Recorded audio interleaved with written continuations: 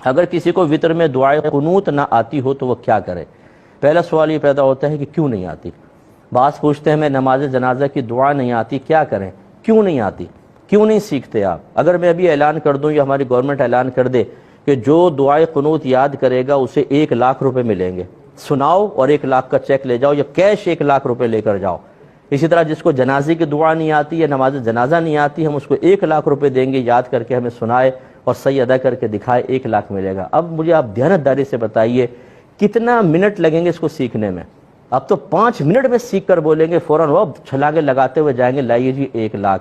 یہ اصل مسئلہ یہ ہے، میں آپ پہ اٹیک نہیں کر رہا ہوں، صرف پیار محبت سے بات سمجھا رہا ہوں کہ جب ہم آخرت کو انتہائی معمولی سمجھتے ہیں، اللہ کے احکام کو، سنت رسول کو حقارت کی نگاہ سے دیکھتے ہیں، تو یہی ہوتا ہے کہ یاد کرنے کے بجائے حل پوچھتے ہیں، کوئی آسان سا حل بتا دو۔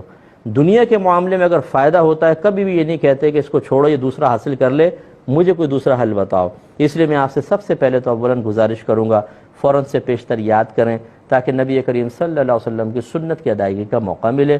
دوسرا یہ کہ جب تک آپ یاد کر رہے ہیں 3 مرتبہ صرف اس طرح کہہ رہے ہیں اللہم اغفر لی، اللہم اغفر لی، اللہم اغفر لی، یعنی اے اللہ میری مغفرت فرما۔ 3 دفعہ کہہ لیں، یعنی جیسے آپ نے دعائے قنوت کی تکبیر لگائی اللہ اکبر، پھر 3 دفعہ یہ کہا اور رکوع کر لیں، یہ اس کے قائم مقام ہو جائے گا۔